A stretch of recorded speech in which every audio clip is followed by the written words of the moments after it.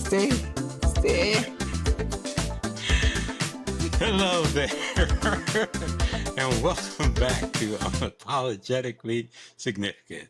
Don't mind us. We're having, A grandiose time. yeah, yes. Per the usual. That's correct. We're your hosts. So I can't stop. Who am I? Rich, and who are you, Shelly Marie?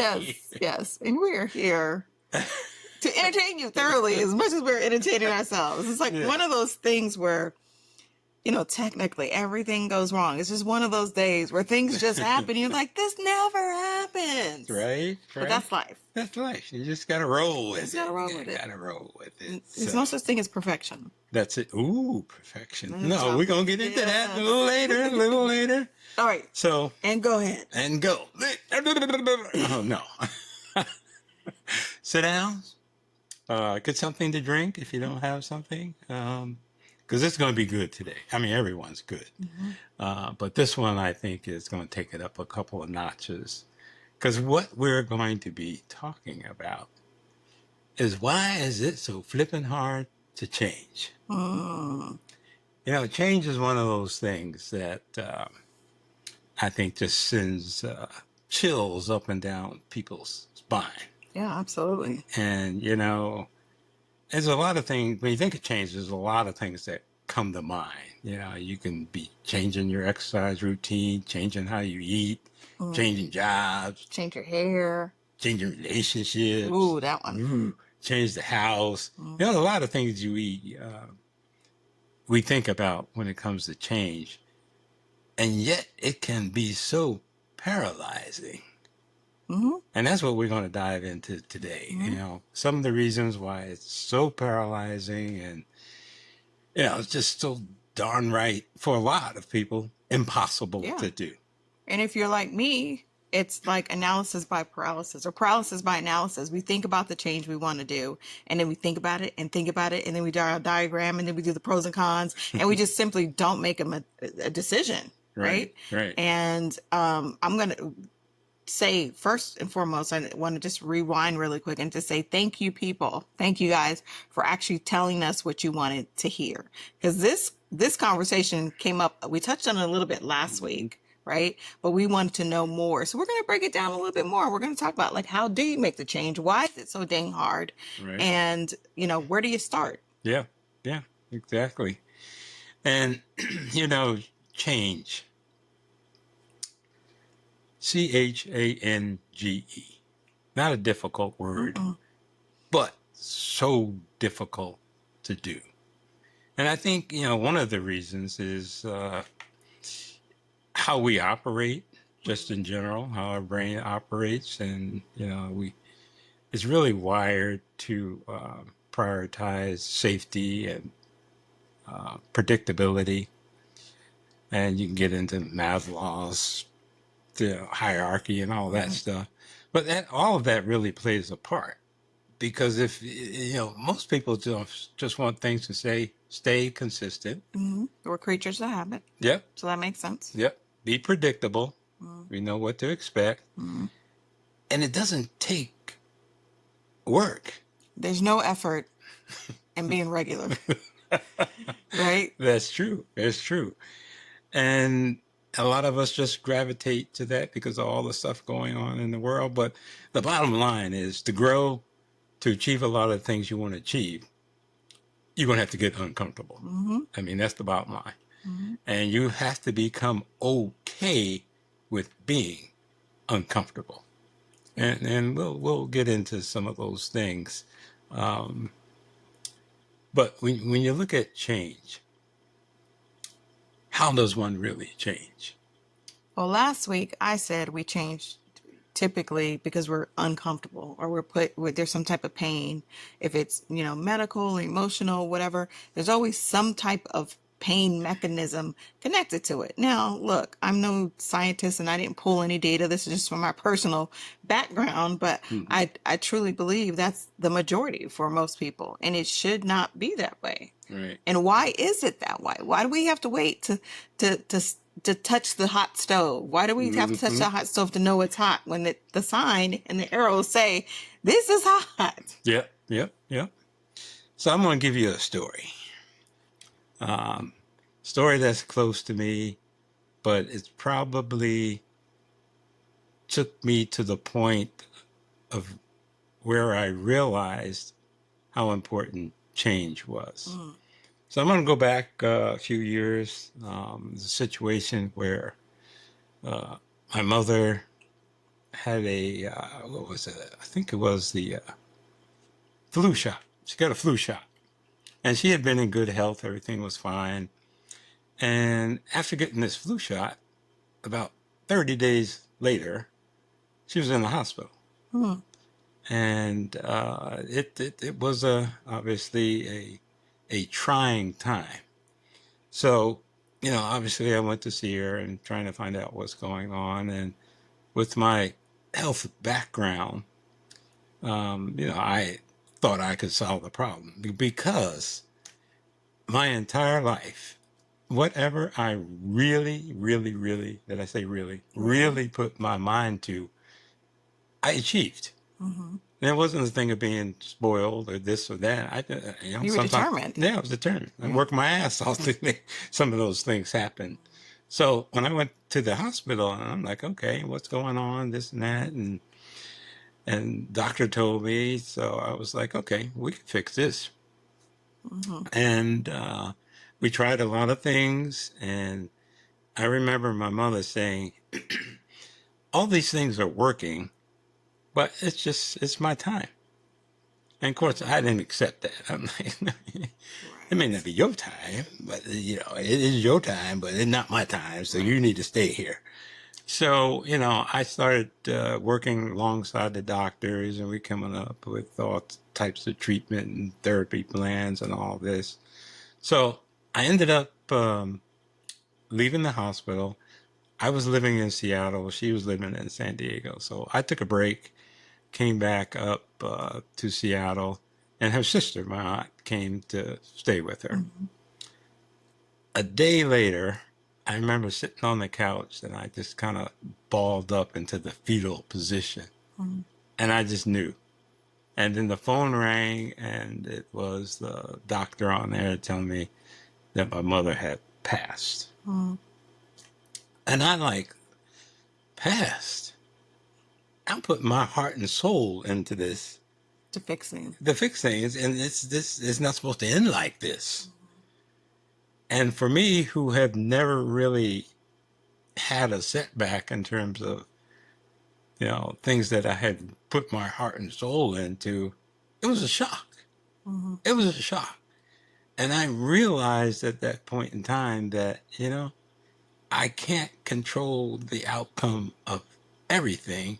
And I need to change that mindset because it was like the gears were stuck. Right. And I'm like, nah, this is not me. Why did this happen? And I'm going through all this stuff. And, to the point, I got so depressed, tried to attempt suicide, did all this stuff because I didn't want to think differently.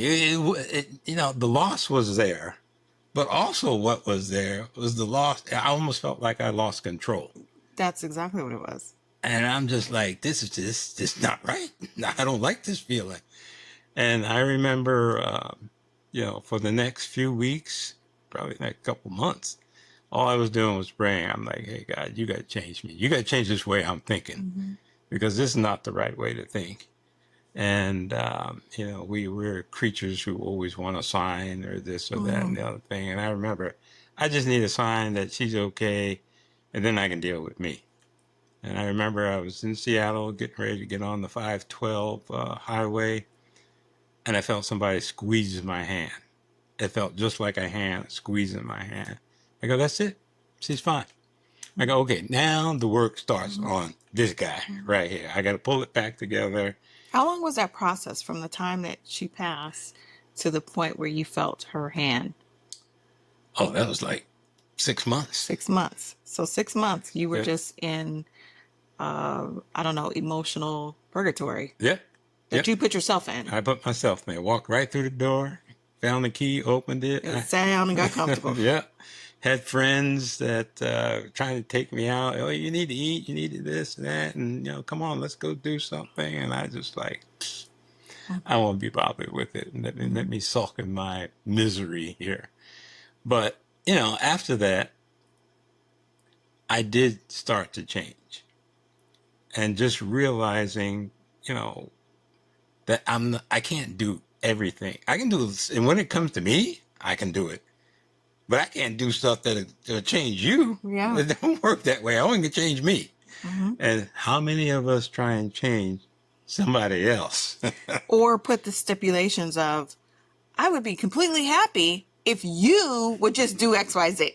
Right? Right, Like right. we're putting our emotional safety and our joy and our happiness, our emotions, period, in somebody else's hands.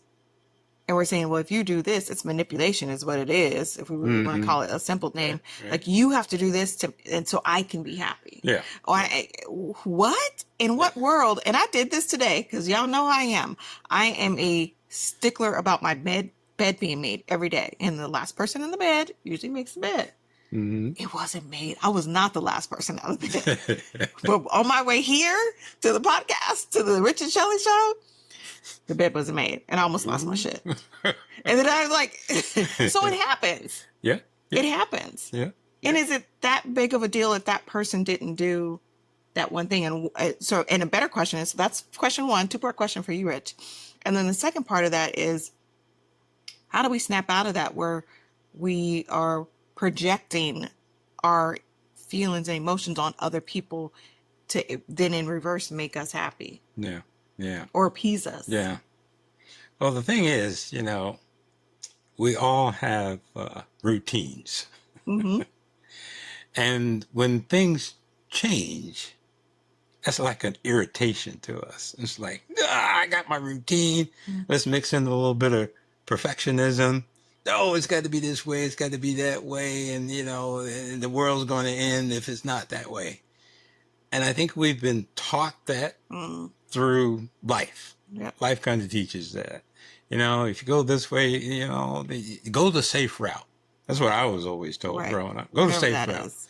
And it's like, well, where's the other route take you? Not only that, but what's safe? Is it safe for the person that told you that? Yeah, Their safety? Yeah. Or because they don't know what you're going through and what you've been through. So there's, Right. There's loose based, information and suggestions and Yeah. things that we can do. But like the safe route for me is definitely not going to be the safe route for you. Yeah, exactly. We want a garden out in the back, and we both agree on that. And we go out there, and I hand you the shovel, and you do all the digging and planting, and I'm sitting there like, this is nice. That's why your hand's so soft. You got me doing all this field labor. Y'all see? They no tools touch these hands. No. No, Wow. but no, seriously, you're right. 100%. I agree with that statement. So, and then it comes down, what do you do about it? Mm-hmm. It's unsettling, it's irritating, it's uncomfortable, all the little buzz things it's hitting on. So how do you actually change that? Is it the desire to change? Does that desire to change something drive it? Is it being sick and tired of being sick and tired? Does that drive it? Mm-hmm. Is it come to the last road that changes it? You on your deathbed, that changes it. We've seen all of it. We've been Yeah. part of all of that. And it reminds me on that, in my signature line, in my email, I have a quote and it says, in life, there are two basic choices: either accept the things the way they are or accept the responsibility to change them. And something happens in our life where we're 9 times out of 10, again, I say we should do a poll, but I think it's you sick and tired of being sick and tired, or which is the pain point, or if you're sick, there's a pain point there, or whatever it is. You just say, I am done of this. I remember, like it was yesterday. Me and Rich used to work together. We've been working together for 15 years or so. And I went into your office and I was having a meltdown, y'all.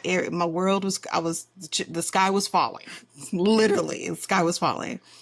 And I came into there and Rich just listened to me tell me if you remember this. You said, so you're going through a period of life and you are like a rattlesnake, right? Or a snake. We live in the desert, so we got snakes everywhere. But the snake has to, shed that skin, and the only way it can shed that skin is it intentionally goes through these really gnarly rocks to help pull that skin off. Snake has no arms. It needs help pulling that off. And some of these situations that we find ourselves or put ourselves in are those very gnarly rocks that are helping us get to the next level to shed that skin. That's so true.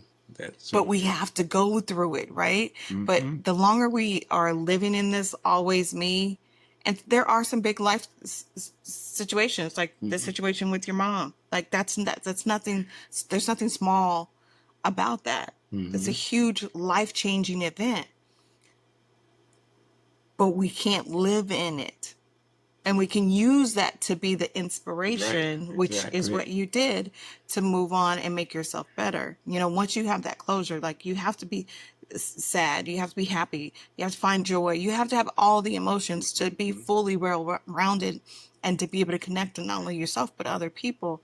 You have to be able to process all Right, of the emotions, not just the good ones, but right. we have to find ourselves on and acknowledge, like, okay, today's the day. Yep, yep. I'm not going to wait till the first of the month. I'm not going to wait till Monday. I'm not going to wait. Just like getting rid of all those remedial, piss poor excuses. Yeah, it's. I think you have to get to a point where you almost ask yourself the question: is this what I want to be? Is this really what I want to be? Do I want to be somebody that's always in and out of relationships? Do I want to be somebody that's this or that? And you got to get to that point where you say, that's not what I want to be. And that's a tough thing to say. Yeah, especially when you've heard your entire probably existence that you're this or you're not that or Yep. you're this, like whatever it is. Right. You've heard it. Yep.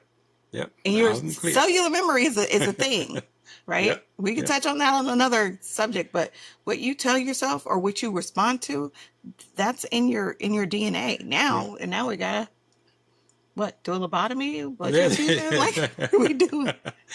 I think it starts with, we are such creatures of habit. And we always think that we got to go from A to Z. When in actuality, you simply need to go from A to B and be consistent with that, and you'll get to Z. But too many people try and make that leap when it comes to change, and then they just get frustrated. Right. You go, you spend $150 for this gym pass thing, and it's got every bell and whistle in there. You use all the machines, you go to classes, you can swim. Damn well you're only going to do one thing when you go in there, but you done paid all this money for it, Yeah. so you're setting yourself up for failure. And then Self-sabotage. yep, relationship. Oh well, she didn't work out. She never wanted to go out. She was homebody, this, that, other thing. That's not for me. So what do? I'm not going to go from A to B. I'm going to go from A to Z. Now I got a party animal. Gone all the time. She ain't never home. She always want to go out. Why do we do that? Baby steps. Baby steps. You got to learn to take those baby steps so you get wins. That's the thing. You got to get. Yeah. You got The to get momentum. you got to build the momentum, get a win in there, and start stacking those wins. Don't try to get the whole thing all at once. I need to change, and I want to change these 12 things. Forget it. Yeah, that's too many. Game over. You don't even have 12 fingers. Okay, so let's just start with one hand. Okay, one hand with a few things. Yep. And I think I from my personal experience, I have to learn that. I'm Speedy Gonzalez. I like to know all the things. I like to have it planned. But when I find the most consecutive wins, even small wins, is when I have a list of like 2 or 3 things. And then I'm a check mark, stars. I like all that little kindergarten stuff. It makes me feel good. So it's like having those little wins, it builds momentum. I'm like, oh my God, I did yoga today. Mm-hmm. You know, I've been off my yoga wagon for a little bit. It's like, okay, cool. And then I was like, so to Rich's point, we're going to make those steps smaller and achievable. Mm-hmm. Making your bed every day. Okay. Right. Not a big deal. Take you about a minute.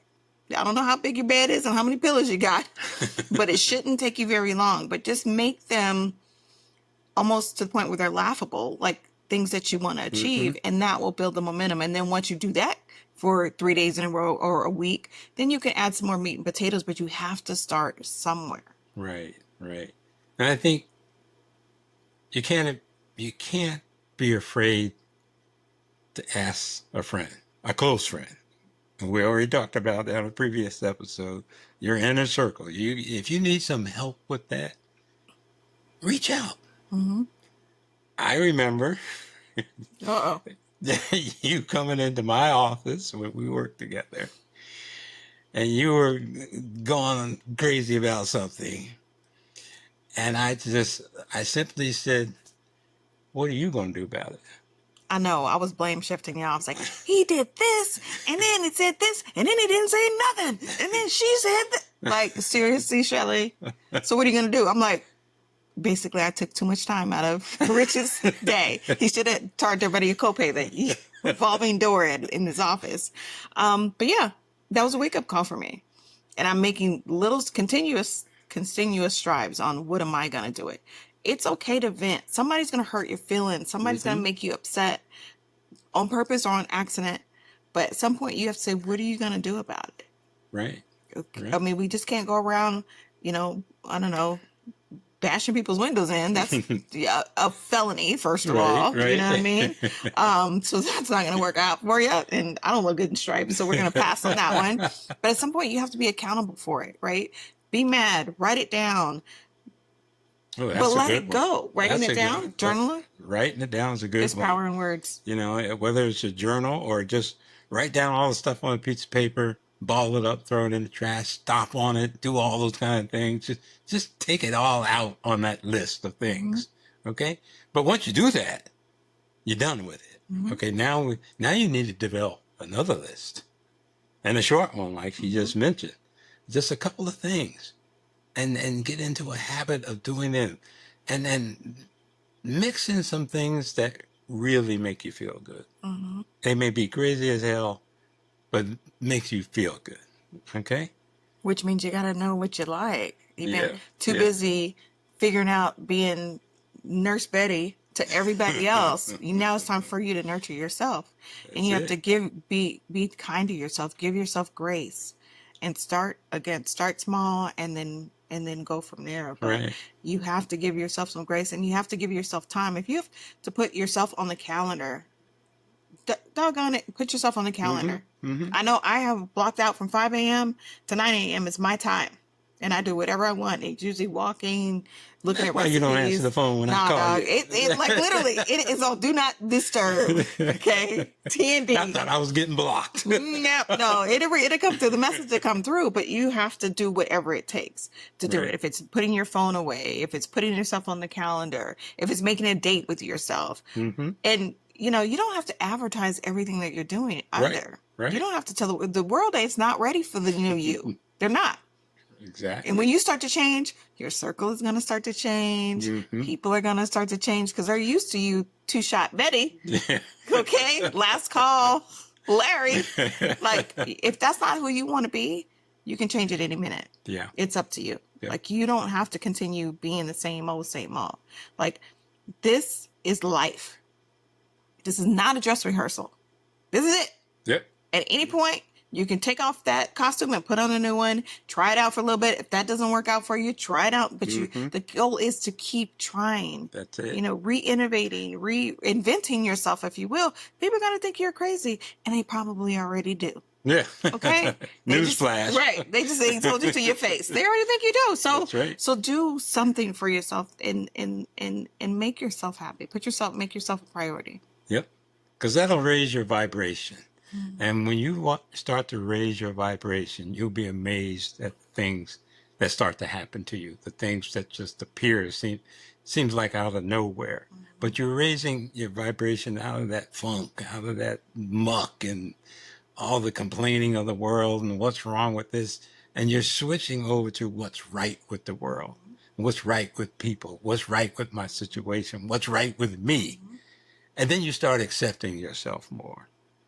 And then you keep doing that, and then you'll start loving yourself. All right. So for the next 7 days, this is your walk away. 7 days. You're going to give yourself 3 tasks every day. And you're not going to beat yourself up if you don't do them, but you actually have to try. Right. You actually have to put the time, give yourself that time, that window of time to actually to do them. I was reading, what was I reading? I had a couple books and I wrote them down. So my new reads. So one of my goals is to read a book every month. I know that sounds like a lot, but at least it sounded like a lot to me until I heard other people like, oh, my goal is 3 books. I'm like, damn, once again, I thought I was doing something great, but it's great for me. Right. Okay. Right. It doesn't have to be what you do. You might read a book every quarter. That's fine. As long as it's different and it's a change and it's positive, that's good. Right. The book I'm reading right now is The Biology of Belief by Bruce Lipton, and how thoughts and belief impact biology, mean our DNA. And it's a thing. It's in the Bible. It's biblical. It's a thing. And it's science. It's scientifically proven. It's a little nerdy. It's nerd out. The book is by a biologist, so expect that. But it's really, really good. And it's giving me tools and it's kind of reinforcing the things that I already knew, but putting the science behind it. Yeah. Yeah. So when I say there's power in words or there's power in the tongue, it really is. Really So it's up to is. you to use the tongue to your benefit and expect and accept miracles that are coming into your life. And one thing to realize about reading, a lot of people, once I get out of school, I'm not going to read anymore. Stop. Pump the brakes. You sound crazy. The one thing about reading is, and it's a scientific fact, it's very difficult to argue when you're reading. Because you're reading these sentences and it's hard to, I don't agree with that, and read at the same time. You can't do both at the same time. So you take in more and you have time to reflect once you're done. So it's a great thing to get in the habit of reading books. At whatever frequency works for you, just pick up some books. You can do books on audio. Yep. You can do actual hard book. I like the book because I like the pages and. Oh, I got to feel it. I got to mark it up. I got to do all kinds of stuff my like book- when I was back in school. Then I can't read half of it. I need to mark this up. What the hell? I can't read it now. But no, I'm that way. Yeah. So, but do something. It doesn't have to be a book. Maybe it's painting. Maybe it's drawing. Maybe it's walking. Maybe it's yoga. Right. Maybe it's writing poetry. I don't know. Whatever your thing is. Cook something different. Oh, the creativity behind food and the way it makes you feel. That's a whole nother type of segment, a topic that we can go on. But just try something different. Take a different route home. Make it small. Make it achievable. And do not put it off. This is like one of those pinky swear things. Like, if you write it down, you're going to do it. Right. Or you're going to give it the good college try. You cannot just be like, I'll start next week. No. Be accountable. Be responsible. You said you're going to do it. Now do it. The only thing that's stopping it is you. Yep. And a limited belief that you can't do it. Or somebody's going to think you're crazy because you're, XYZ. Right. Right. Which I already told you. They already think you're crazy. So, hey, just in your place alone, in your residence, is a ton of things that you can do differently. You can take a bath instead of a shower. I don't like a bath and I don't want to sit in that water. Take your ass in that tub and just go ahead and do it. Yeah. So, you'll be surprised what happens because you'll start to think a little bit differently. Rewiring those synapses. Yep, that's it. That's the thing. And it's the biggest thing that the takeaway is it doesn't have to be perfect. The perfect thing is always imperfection. There's beauty in that. And the beauty in consistency, that's what we're going for. So be consistent and be back next week. Yeah. Let us know what you think. Let us know what you did, what you tried. We want to hear it. But we appreciate all of you. And till we meet again. Yep. Peace. Toodaloo.